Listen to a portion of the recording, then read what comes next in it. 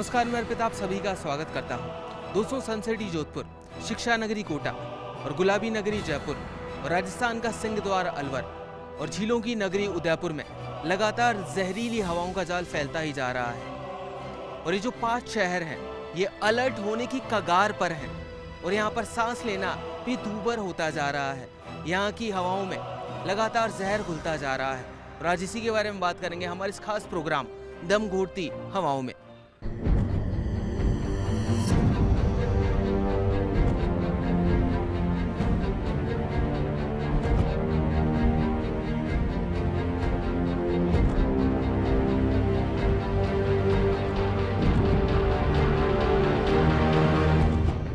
विश्व के 20 प्रदूषित शहरों में 13 शहर भारत के हैं और अगर मैं राजस्थान की बात करूं तो राजस्थान की आबो हवाओं में प्रदूषण का स्तर लगातार बढ़ता जा रहा है और राजस्थान के 5 शहर ऐसे हैं जो हाई अलर्ट की स्थिति पर हैं, पर सरकार और प्रशासन उससे बेखबर क्यों है, आइए जानते हैं राजस्थान में क्यों हाई अलर्ट जारी कर देना चाहिए। चलिए इसके लिए चलते हैं जयपुर के सीतापुरा इंडस्ट्रियल एरिया में और वहां पर जानते हैं कि क्या हालात हैं वहां के और वहां का जायजा लेते हैं। चलिए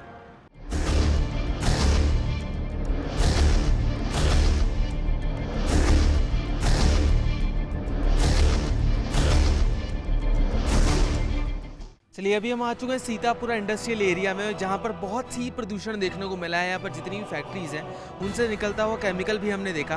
अभी यहाँ पर जो स्थानीय प्रवासी हैं, यहाँ पर रहने वाले लोग हैं, उनसे जानते हैं कि यहाँ के क्या हालात हैं। रंगाई छपाई की फैक्ट्रियाँ हैं टोटल, उसका पूरा केमिकल आता है इधर और वही पानी इधर आता है। और आपने हेडपम्प चला के देख लिए, उसमें आपको नमूना भी मिल जाएगा कितना केमिकल आता है, ये सब आपको बताएगा। सबसे बड़ी तो शारीरिक समस्या मच्छरों का प्रकोप है यहाँ गंदे पानी से। दूसरा, पीने के पानी में आ जाता है सारे केमिकल, बीमार पड़ते रहते हैं, मलेरिया बुखार ये होता रहता है, सर दर्द।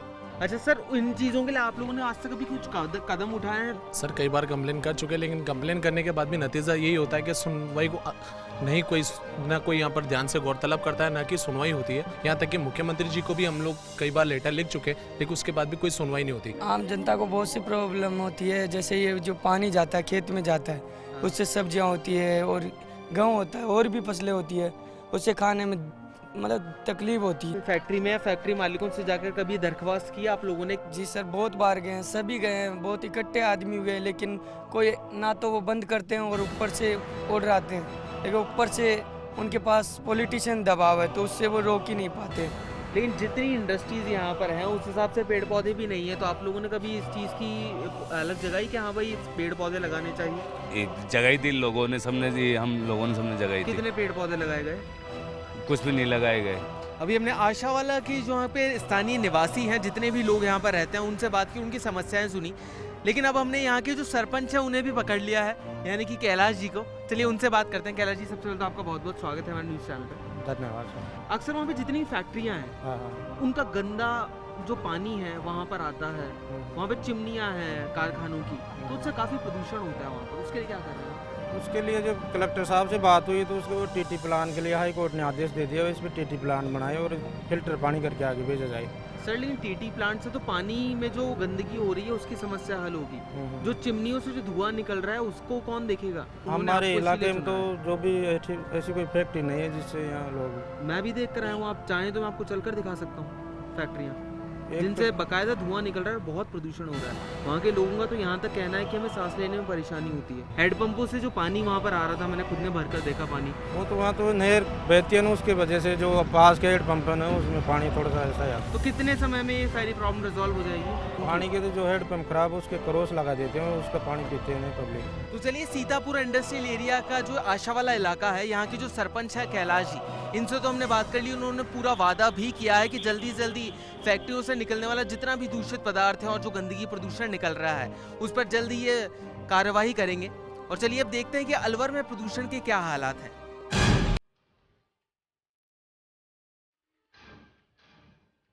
पेड़ काटे जा रहे हैं, केमिकल फैक्ट्रीज लगाई जा रही है, विकास के नाम पर दांव पर लगाई जा रही है अलवर की आम जनता की जिंदगी। मौत को बुलावा देती जहरीली गैसों के बढ़ते प्रयोग से अलवर शहर आ गया है हाई अलर्ट सिचुएशन में। इस शहर की खदानें, कारखाने और केमिकल फैक्ट्रीज बन गई हैं लोगों की जान का खतरा, क्योंकि यहाँ की हवाओं में फैल रहा है जहर और हवाएं घोट रही है लोगों का दम। जब अलवर की जनता से पूछा गया कि अलवर कितने प्रतिशत प्रदूषण से जूझ रहा है, तो जवाब ऐसा जिसने चौंका दिया। जहाँ तक मुझे लगता है कि अलवर पोल्यूशन फ्री शहर नहीं है। प्रतिशत का आंकड़ा लगाएं तो कम से कम 90% पोल्यूशन अलवर शहर में है, क्योंकि अलवर में यहाँ पर फैक्ट्रियाँ हैं, MIA हैं, इनमें बहुत फैक्ट्री हैं जिस पर कोई लगाम नहीं लगती है। अलवर में दिन पे दिन जो ये जहरीली गैस वाली जो ये फैक्ट्रियाँ हैं दिन पे दिन बढ़ रही है।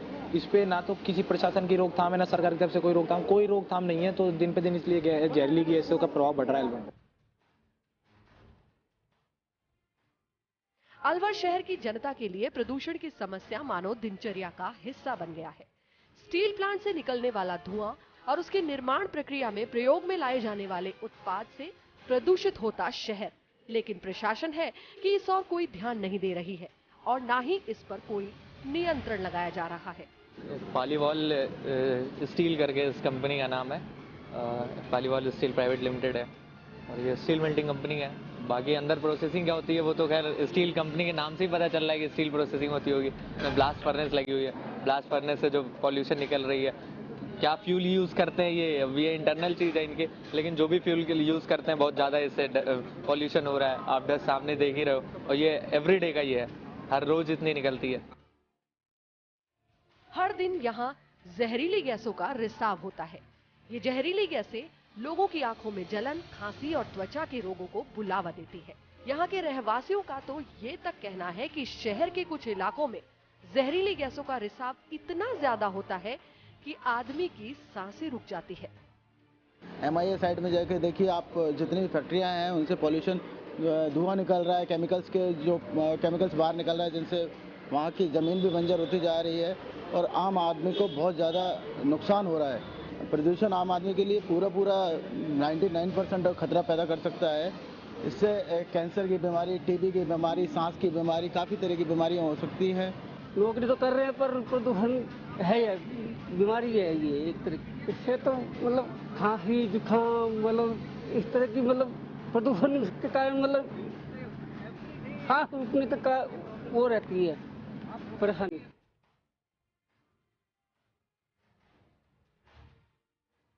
अलवर शहर हाई अलर्ट पर है और शहर में प्रदूषण से बिगड़ते हालात भी चरम पर है। लेकिन यहाँ पेड़ों की अंधाधुंध कटाई की जा रही है, लेकिन वृक्षारोपण की तरफ कोई ध्यान नहीं दे रहा है। शहर के बिगड़ते हालात पर नियंत्रण के लिए जनता और सरकार दोनों को पहल करनी होगी, लेकिन सरकार ध्यान नहीं दे रही है और जनता है कि सरकार की ओर उम्मीद से देख रही है, खुद कुछ करना नहीं चाहती। लगातार प्रदूषण फैलता जा रहा है, ऐसा है गवर्नमेंट की तरफ से इस पे कोई कदम नहीं लगाया जा रहा है। बिल्कुल प्रदूषण फैलता जा रहा है, प्रदूषण की कोई रोकथाम नहीं है। प्रदूषण से अस्थमा, डेंगू, बुखार, जितने भी वायरल है सारे इसी से जो है। व्यक्तिगत स्तर पे ये है कि व्यक्तिगत तो कोई हम और आप क्या कर सकते हैं, गवर्नमेंट को इसमें सख्त कदम उठाने चाहिए। गवर्नमेंट जहाँ प्रदूषण फैल रहा है उसको रोकना चाहिए, फैक्ट्रियों पर लगाम लगानी चाहिए। यदि अलवर शहर में प्रदूषण का यही हाल रहा तो इन जहरीली गैसों से हवाओं में घुलता जहर यहाँ बीमारियों का घर और मौत का जाल फैला देगा।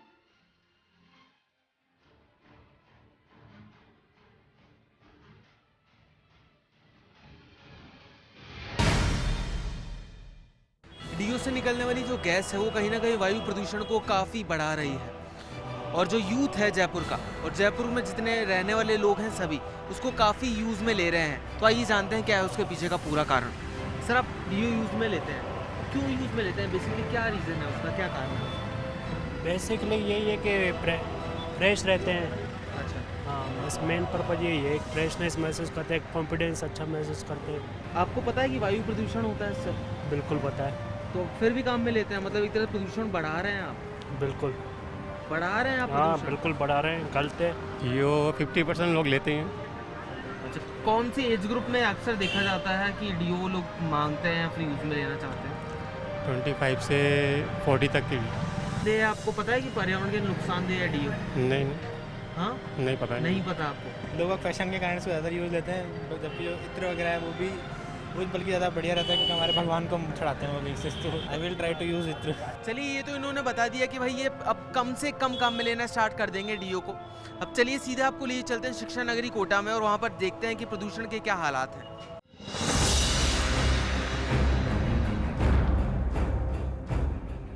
कोटा में बढ़ती जनसंख्या के साथ ही वाहनों की संख्या में भी इजाफा हुआ है। बढ़ते ट्रैफिक के कारण प्रदूषण बढ़ता जा रहा है।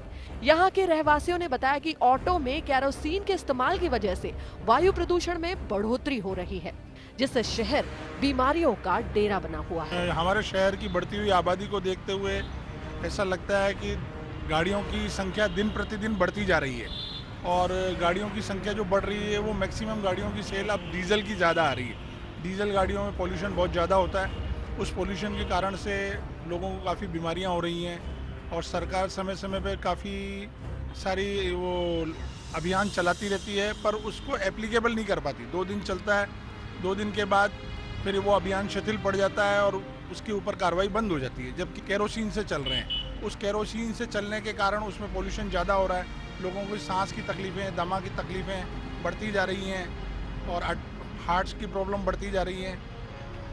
हमारे को उम्मीद है कि सरकार को इस चीज़ पे ध्यान देना चाहिए। शिक्षा नगरी कोटा में हालात ये हो गए हैं कि यहाँ लोग जब घर से बाहर निकलते हैं तो उन्हें लगता है कि प्रदूषण की गिरफ्त में है और उनका दम घुटता जा रहा है। शहर के ऐसे हालात होने के बावजूद भी सरकार इस तरफ कोई ध्यान नहीं दे रही है। एक तो क्या है, घर से बाहर निकलते ही मौसम चेंज हो जाता है, वातावरण सारा चेंज हो जाता है, प्रदूषण ही दिखता है, और लोग जो है डीजल की जगह केरोसिन यूज़ कर रहे हैं, पेड़ कटते जा रहे हैं, इसी कारण से प्रदूषण बढ़ता जा रहा है। दम घुटने जैसी स्थिति आ जाती है, घर से बाहर निकलते ऐसा लगता है जैसे दम घुट रहा हो। प्रदूषण में इजाफा होने के बावजूद भी लोग चंद पैसों के फायदे के लिए ऑटो को केरोसिन से चलाते हैं, जिसकी वजह से प्रदूषण बढ़ता है और शहर की आबो हवा में सांस लेना कठिन हो रहा है। कोटा शहर में बढ़ते प्रदूषण का प्रमुख कारण है ट्रैफिक की समस्या और फैक्ट्रियों और चिमनियों से निकलने वाला धुआं, लेकिन प्रशासन इस तरफ कोई ध्यान नहीं दे रहा है। ट्रैफिक की समस्या और फैक्ट्री और चिमनियों से निकलने वाला धुआं जितनी तेजी से बढ़ रहा है, प्रशासन का रुख उतनी ही तेजी से नरमी इख्तियार किए हुए है। कुछ लोग जो है ऑटो और कुछ चीज़ें जो है, आप किसी का नाम तो ले नहीं सकते, लेकिन मगर ये है कि वो केरोसिन वगैरह से चला रहे हैं, उससे ही पोल्यूशन ज़्यादा होता है, इसलिए हमें हानि ज़्यादा होती है, लोगों को नुकसान होते हैं, खांसी, ये वो दुनिया भर की शिकायत, दमे की शिकायत, और फिर ऊपर से गर्मी, धूप, इसलिए पोल्यूशन की वजह से ज़्यादा लोगों को नुकसान उठाना पड़ता है। चलिए अब आगे बढ़ेंगे और जानेंगे राजस्थान के कुछ और शहरों के हालात कि वहाँ पर भी क्यों अलर्ट लगने की कगार पर है। अभी वक्त तो चला एक छोटे से ब्रेक का, कहीं मत जाइएगा, जल्द हाजिर होते हैं।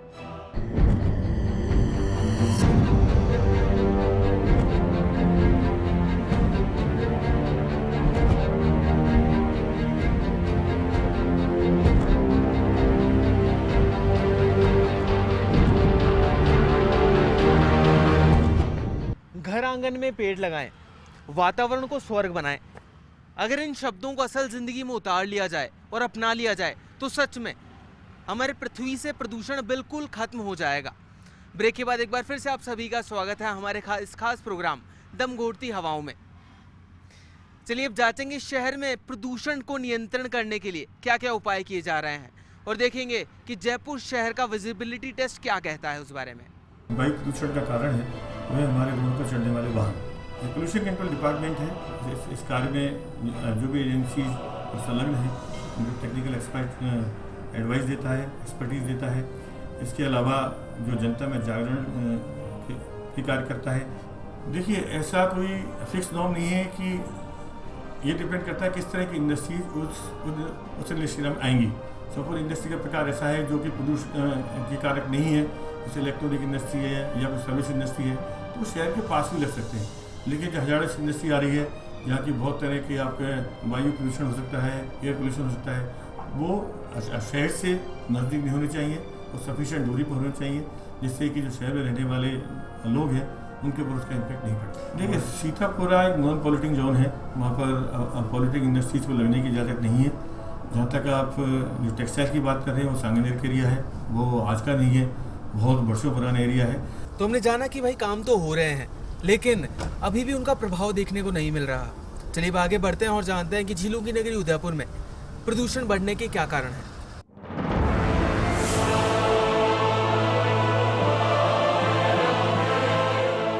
झीलों की नगरी उदयपुर शहर भी जहरीली हवाओं के चंगुल में फंसता जा रहा है। इस शहर के लिए भी कभी भी जारी हो सकता है हाई अलर्ट।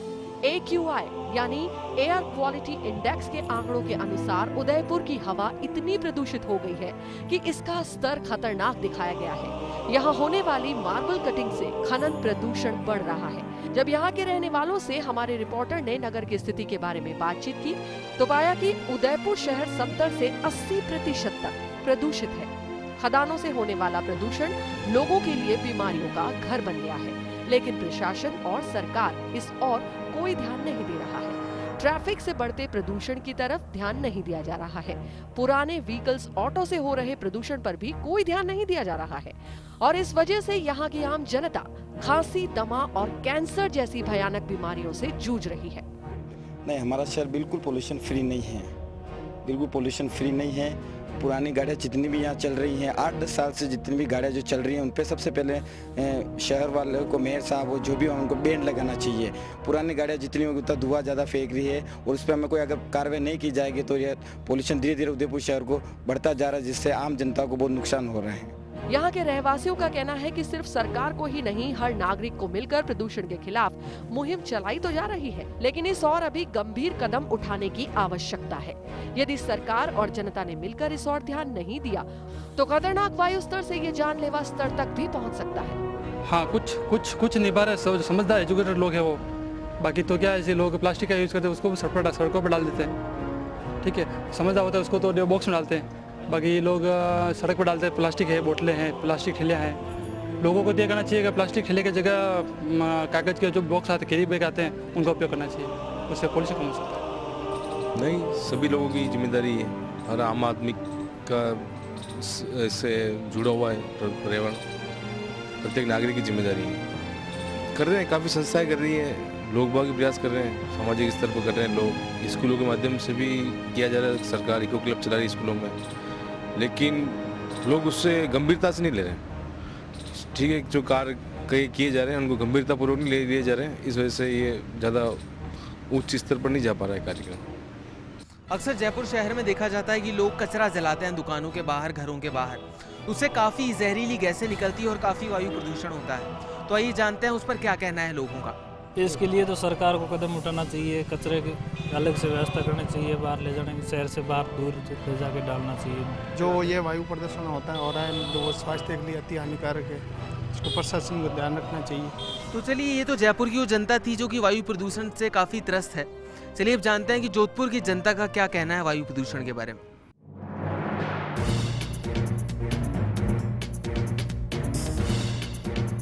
सन सिटी जोधपुर वैसे तो सारी दुनिया में रोशनी के लिए जाना जाता है, लेकिन इस शहर को चिमनियों, फैक्ट्रियों और वाहनों से निकलने वाला धुआं धुंधला कर रहा है। जब फर्स्ट इंडिया के रिपोर्टर ने जोधपुर में प्रदूषण के हालातों का जायजा लिया तो वहां के रहवासियों ने बताया कि जोधपुर शहर के हालात बहुत खराब है। यहाँ के रहवासी का कहना है कि जोधपुर शहर में इतना ज्यादा प्रदूषण फैला हुआ है कि जोधपुर राजस्थान का ही नहीं बल्कि भारत का सबसे अधिक प्रदूषित शहर है।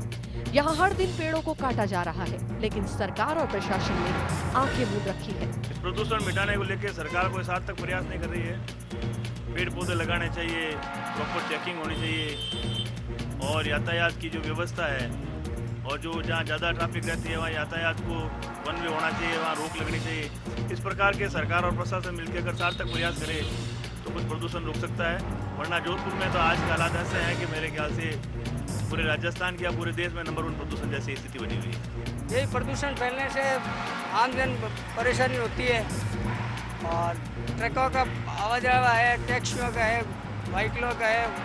मेन प्रदूषण इन फैक्ट्रियों के कारण होता है और यहाँ बहुत सारी बीमारियाँ फैल रखी है। सरकार इसके ऊपर कोई ध्यान दे नहीं रखी है और जगह जगह कूड़े कचरे ये इकट्ठे हो रखे हैं। जोधपुर शहर में बढ़ते ट्रैफिक, गंदे पानी और चिमनियों से निकलने वाला धुआं जहर घोल रहा है। कचरे को जलाया जा रहा है और इस कचरे के धुएं से निकल रहा है जहर, जो जोधपुर की शहर की हवाओं में घुलता जा रहा है। इस शहर के हालात ये हो गए हैं कि बढ़ते प्रदूषण से तीज त्योहारों के दिनों में बनने वाली मिठाइयां भी फैक्ट्री और चिमनियों से निकलने वाले धुएं से काली हो जाती है। यदि यहाँ प्रदूषण पर नियंत्रण नहीं किया गया तो वो दिन दूर नहीं जब इस शहर की जहरीली हवाएं लोगों की मौत का कारण होगी। ये इस चिमनी की वजह से रोज यहाँ पे धुआंधार होती है और बदबूदार धुआं आता है। यहाँ की स्टील फैक्ट्री है जो रात दिन यहाँ पे गैस फैलती है। आदमी का जीना मुश्किल हो गया है यहाँ पे। आदमी अगर वार त्योहार कुछ चीज बनाए उसको कालापन आ जाता है सवेरे तक। ये कल के दिन भी अगर फट भी गई ना तो लाखों लोगों को मर भी सकते हैं यहाँ पे। जब जोधपुर के डॉक्टर से प्रदूषण के बारे में बात की गई तो उन्होंने बताया कि किस तरह हर दिन प्रदूषण का स्तर बढ़ता जा रहा है और प्रदूषण बीमारियों का घर बनता जा रहा है। उन्होंने बताया कि यदि पर्यावरण संरक्षण पर ध्यान नहीं दिया गया तो ये संपूर्ण मानव जाति के लिए खतरा बन सकता है। प्रदूषण आज के समाज में हर लेवल पे हो रहा है और सबसे ज़्यादा तो वायु प्रदूषण। अगर अपन देखें तो फेफड़ों की कई सारी बीमारियां सिर्फ और सिर्फ प्रदूषण की वजह से होती है। कई चीज़ों से आम आदमियों को एलर्जी होती है, वह भी उसमें भी प्रदूषण का बहुत बड़ा रोल रहता है। अभी शाम के तकरीबन 6:30 का वक्त हो चला है और मैं भी आ चुका हूँ फर्स्ट इंडिया न्यूज़ चैनल के टेरेस पर और हम यहाँ पर अभी कोशिश करेंगे कि 100 मीटर के दायरे में विजिबिलिटी किस तरह की है, क्योंकि हमारे जो ऑफिस है वो सी स्कीम में एस्टैब्लिश्ड है और यहाँ पर आसपास जितनी भी बिल्डिंग्स है वो मोस्टली कमर्शियल है और यहाँ पर फैक्ट्रीज के भी कारखाने हैं।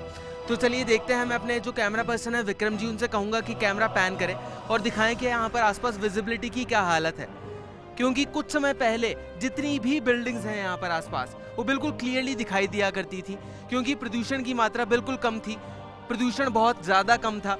और अभी आप देख सकते हैं सामने जो आप देख रहे हैं वो मेट्रो स्टेशन है, वहाँ पर वो बिल्कुल भी अच्छी तरह विजिबल नहीं है, क्योंकि प्रदूषण की मात्रा बहुत ज़्यादा बढ़ चुकी है हमारे शहर में और धीरे धीरे और ज़्यादा बढ़ रही है, क्योंकि लोग बिल्कुल भी अवेयर नहीं है कि प्रदूषण को किस तरह रोका जाए और किस तरह से कंट्रोल में किया जाए।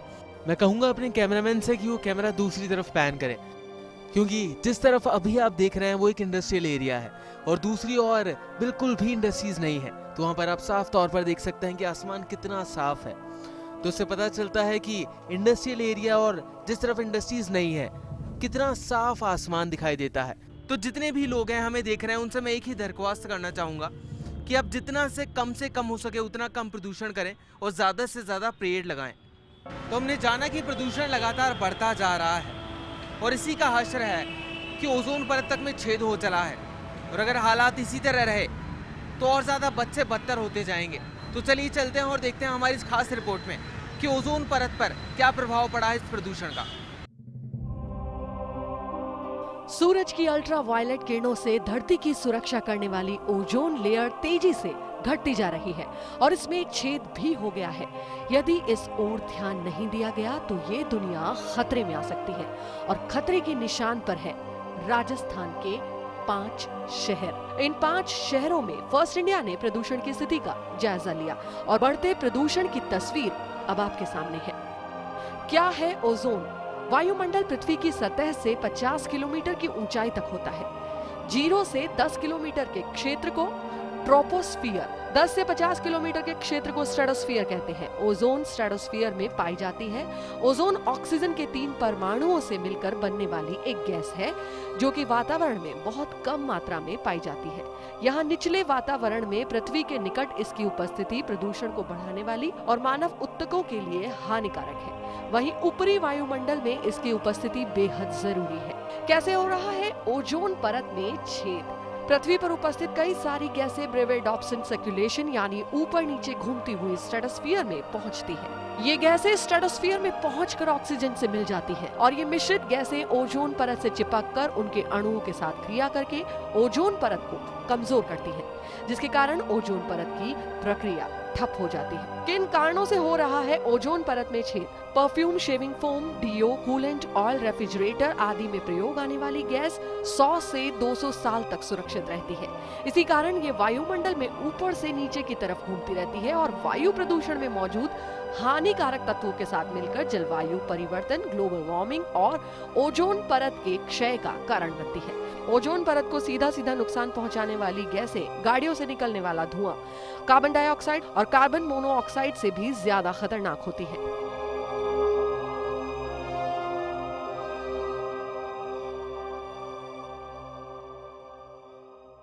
आज प्रकृति हमसे नाराज है।